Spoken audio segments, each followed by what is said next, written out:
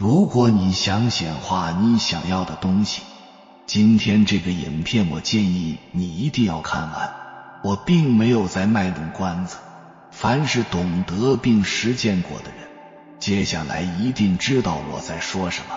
现在我们就来探讨这个话题。接下来的内容有点长，但是在接下来的时间里，你会不枉在显化的世界里走一圈，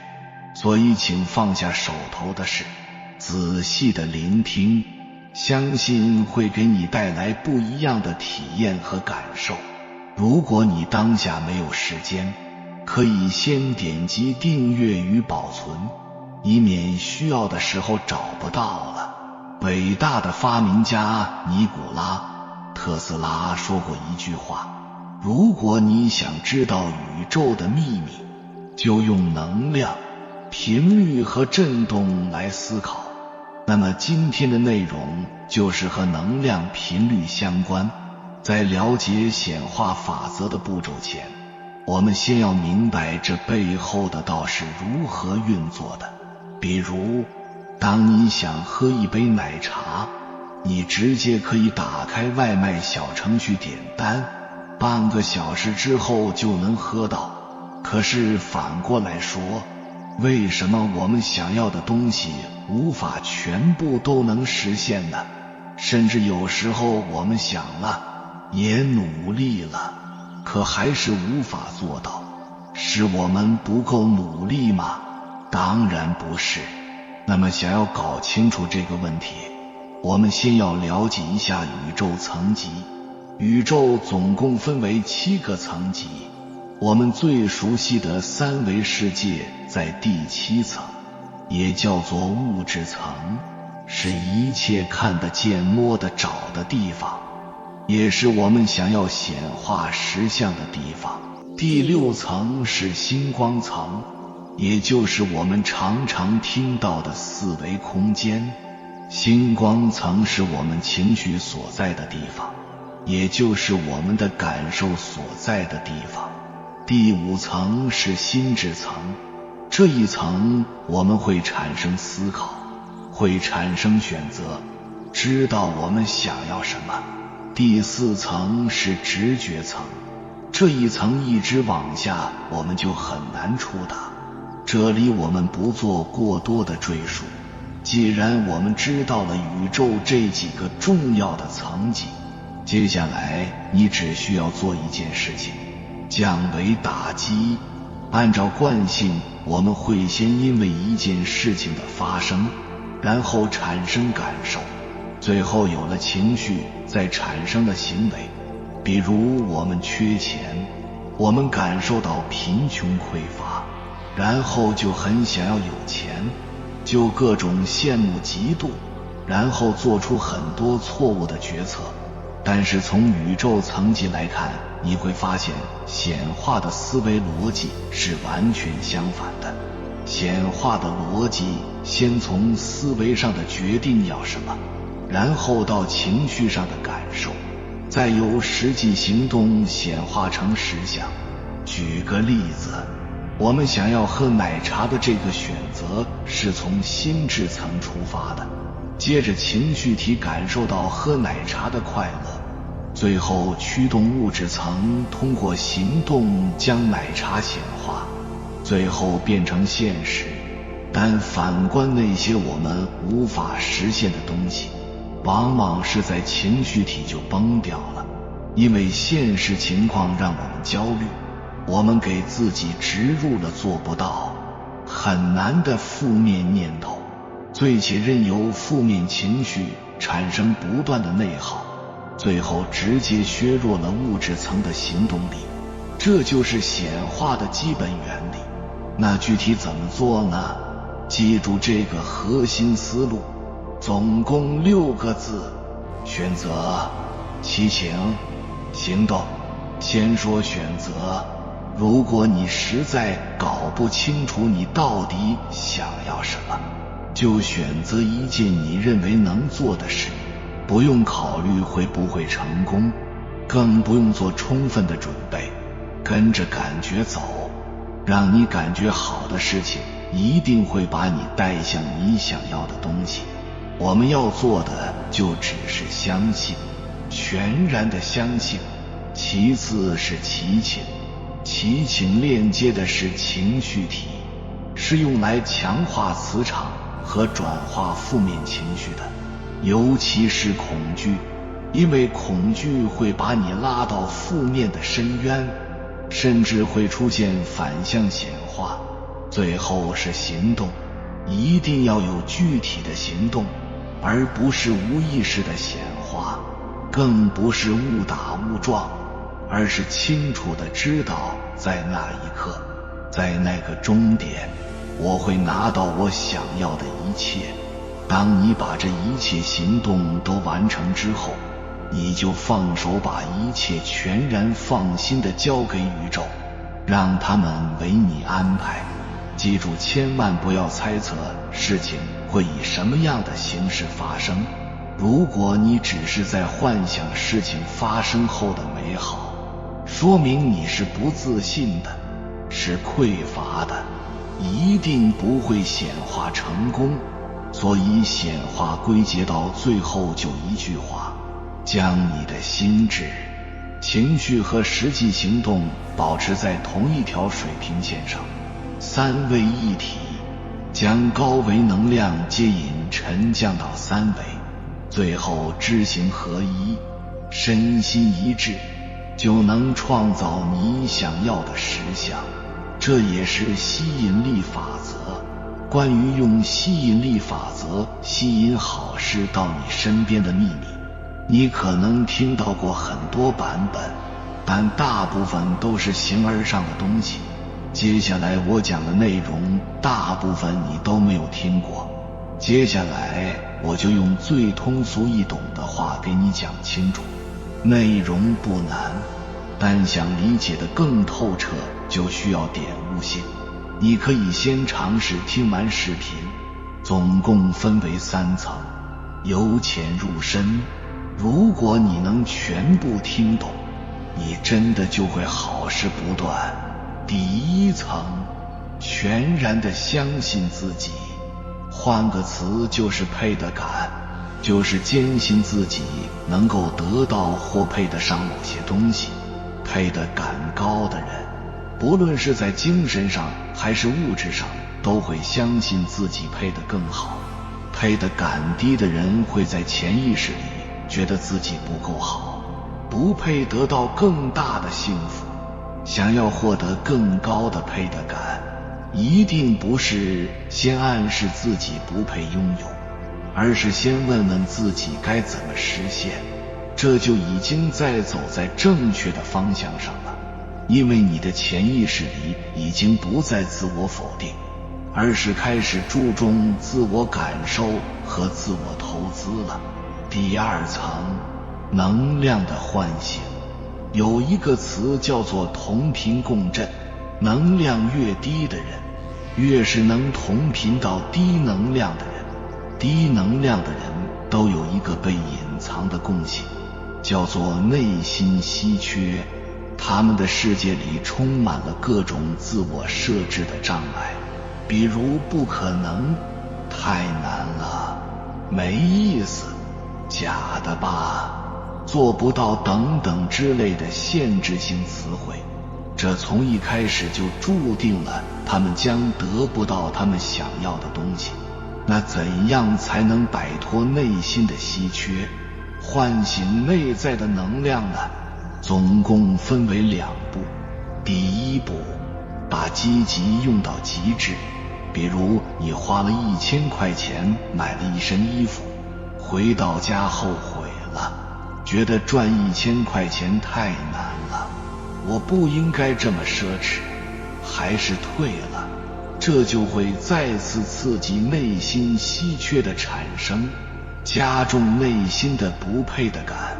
我们不仅要花钱，还要爱花钱，更要开心的花钱，还要花得开心，发生就不后悔，不愧疚，因为发生即美好。第2步，回到当下，不要总盯着要达成的结果不放，你能达到什么样的结果，根本就不取决于你的意志，更不取决于你的努力，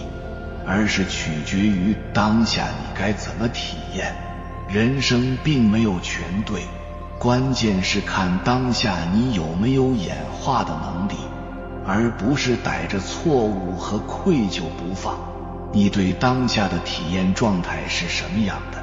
就会创造什么样的结果。最后一层，天人合一，这一层讲的是能量的运用。想想好事持续发生，光有能量还不行，重要的是不能让能量大量消耗。唯一且有效的办法就是让自己合于天道。大白话讲究4个字：向下兼容。我在之前在视频里有提到过，你就是宇宙，你并不会独立存在于这个世界上。想要你变得完整，就需要全然接纳一切出现在你生命里的东西，无论看起来是好的还是坏的，它们都是组成当下这个你的一部分，不多不少，不增不减。如果你抗拒发生，你就会被削弱，就会变得不完整，真正意义的你就会立刻消失，能量也就会消失，一切你想要实现的东西都不会被显化出来。所以一切美好事物的发生都源于并指向我们的那份心，一切都是内心的想法，一切看似幸福美好的事物并不是没有不如意，只有全然的接受和体验不如意，一切过往的不如意才会在未来随你心意。感谢你有机缘看到这里，不要着急离开，接下来的内容非常珍贵难得。看完以下的内容，你才知道什么是真正的吸引力法则，你才能懂得如何显化你真正想要的。我们的宇宙由充满活力的能量组成，它会对我们的思想和感受做出反应，它可以转化为物质，同样也可以转化为精神。这就是吸引力法则的本质，就是你关注什么，执着什么，你就会吸引什么，与什么产生纠缠。也就是说，我们在精神上关注和情感上感受到的东西，往往会在我们的生活中体现出来。这是一种超越金钱物质交易的方法。当我们掌握这条法则时，我们就会意识到我们的信念和态度塑造了我们的现实，我们对目标和梦想的思考方式直接影响了它们的实现。因此，在运用法则时，培养积极的以目标为导向的心态至关重要。吸引力，我们不只是希望得到一些东西，我们正在散发出一种能量，吸引人们和机会与这种能量产生共鸣。我们的思想就像磁铁一样吸引相似的经历，因此保持积极和与我们的愿望一致的振动是至关重要的。这是这个过程中的一个重要工具。当我们生动而富有情感地看到自己正在实现自己的梦想时，我们向宇宙发出了明确的信息。可视化不仅仅是想象力的练习，它还是传达我们对宇宙的意图的有力方法。感恩在吸引力中起着至关重要的作用。当我们对已经拥有的东西心存感激时，我们就发出信号，表明我们与宇宙的正能量保持一致。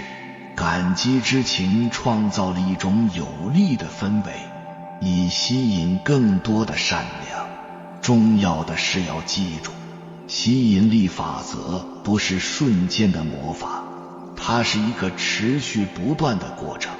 一个需要有耐心的过程。有时我们的愿望需要时间才能完全实现，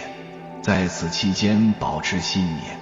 信念对于其表现至关重要。吸引你的愿望也植根于行动，这不仅仅是想象和等待，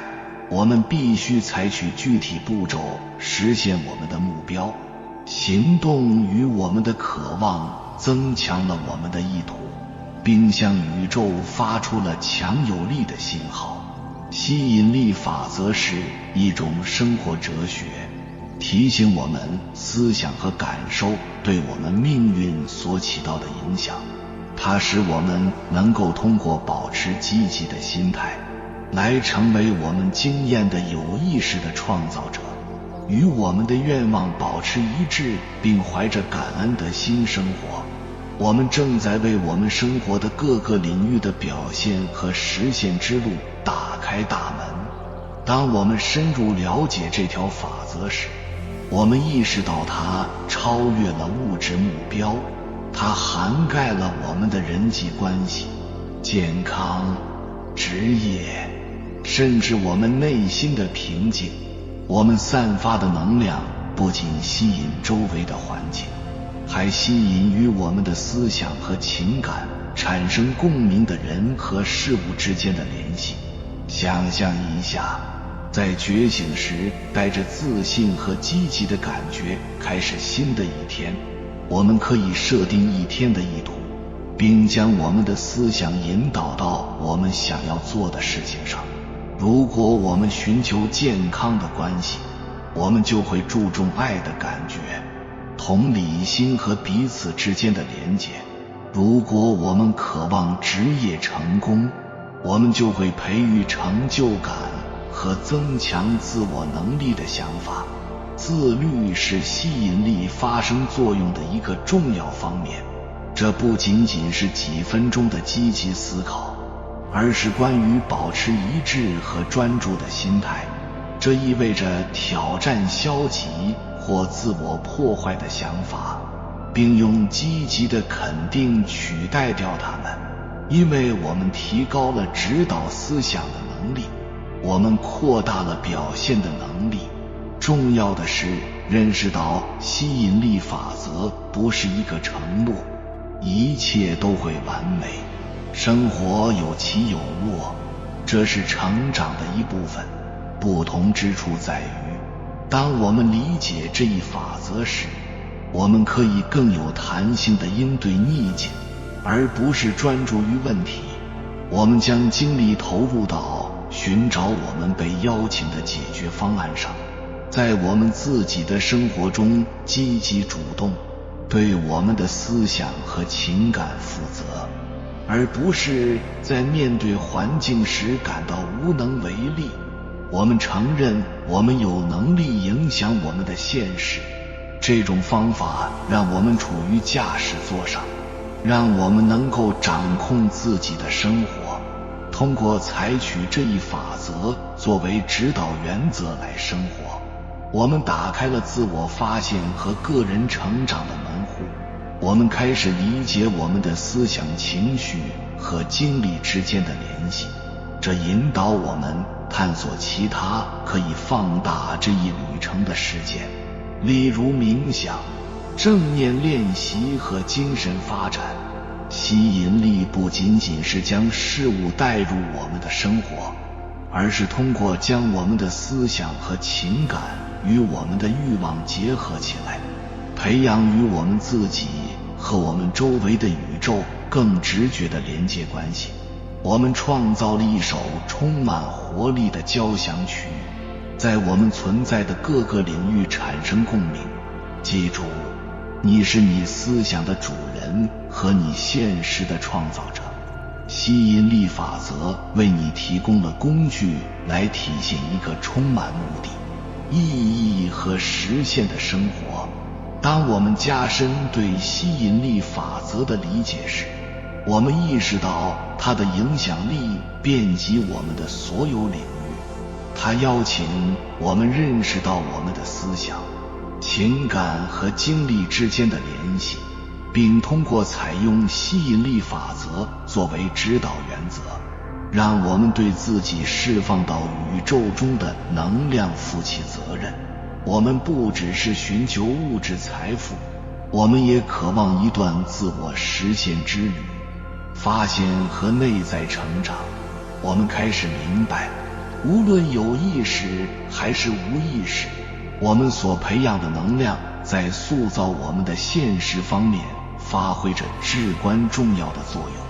使用这一法则的过程，不仅仅涉及重复积极的肯定，而是将消极的思维模式转变为积极思维模式的持续实践。当我们调整我们的内在观点时，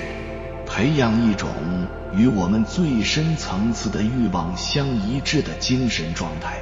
我们观察到我们周围的世界也开始发生变化。重要的是要记住，吸引力法则不是孤立运作的，它与我们的行动结合起来发挥作用，不能只是思考我们的目标并等待它们实现。我们需要根据我们的意图采取行动，根据我们的愿景做出决定，并对我们道路上出现的机会持开放态度。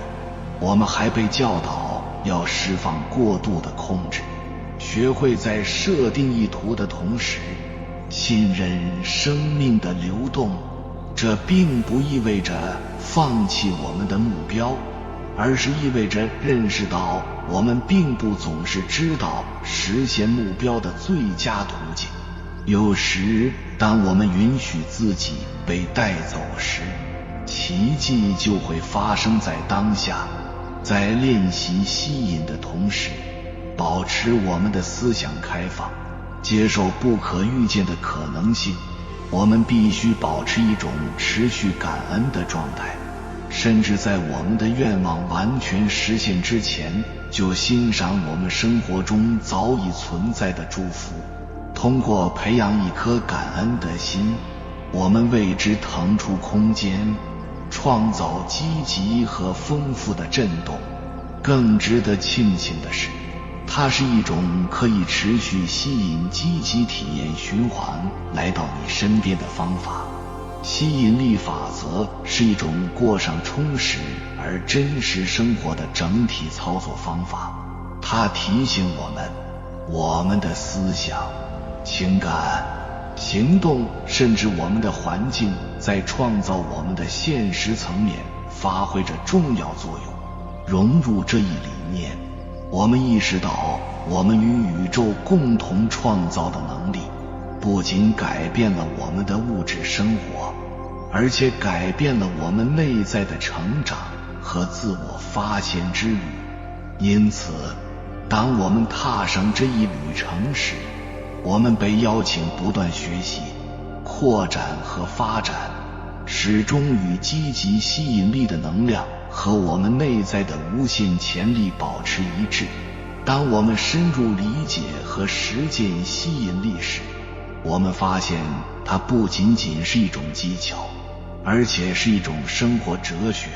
渗透到我们存在的各个领域。它邀请我们参与其中，不仅要与我们的物质欲望相协调，还要与我们最深的价值观和最崇高的愿望相一致。显化吸引告诉我们，我们的思想和情感就像磁铁一样，将相似的经历带入我们的生活。因此，我们不再仅仅关注物质财富，而是将注意力转向能量。我们辐射到宇宙中的信号，我们认识到我们的思想和感受不仅塑造我们的环境，而且影响我们的情感和精神健康，而不是简单的只在显现有形的事物。我们开始专注于吸引内心的平静、真正的快乐和健康的关系。这就是吸引力法则提醒我们，我们的外部体验是我们内部状态的直接反应。当我们培养积极和谐的心理环境时，我们与他人的联系和我们自己的满足感会蓬勃发展。这个旅程不仅是为了实现目标，也是为了作为人类的进化。当我们将我们的思想和情感与我们希望创造的东西结合起来时，我们也会更加意识到我们的内在障碍和限制模式。我们面临挑战，面对并释放这些障碍，我们便能够提升到新的自我意识水平和自我转变过程中来。重要的是要明白，吸引力法则并不是一个独立的神奇公式，它需要与我们对行动的承诺相结合。我们向宇宙传递的能量与为实现愿望而采取的行动相辅相成。按照我们的意图采取行动，抓住出现的机会，积极努力实现我们的目标。当我们内化吸引力时，我们也学会信任这个过程，这包括放弃控制每个细节的需要，让宇宙在我们的旅程中发挥其作用。这是有意识的努力与放弃意图和接受臣服的结合。当我们相信我们得到宇宙的支持时，我们的努力变得更加流畅，而回报感激之情是不断寻求吸引、欣赏我们生活中的祝福的一个核心方面。甚至在我们的愿望实现之前，充分认识通过培养感恩之心创造积极性和丰富性的振动。我们为更多值得感恩的事物创造空间，放大吸引积极体验的循环。吸引力法则是一个持续探索的过程，每天练习和意识对齐，更加关注我们的思想和情感。我们培养了用耐心和毅力有意识地去影响现实的能力。我们培养了一种精神状态，使我们能够表达出内心最深层次的愿望。所有这一切都强有力地提醒我们是共同创造者。通过使我们的思想和情感与我们的目标保持一致，我们打开了一个可能性之门。当我们继续这一旅程时，我们提高了根据我们的愿望和最崇高的梦想塑造我们生活的能力。因此，永远记住，你是你命运的建筑师。吸引力法则是一种工具，让你可以构建真正有意义和真实的生活。有缘人，感谢你看到最后。如果今天的影片对你有所帮助，请按个赞给我响应，回复一句我相信自己配得上美好事物。我祝你早日显化你丰盛且喜悦的人生。还没有订阅频道的，请点击右侧的订阅按钮，与我们建立更深的连接。随缘加入会员，与同频之人共修福报，随喜转发，传播善知识，功德无量。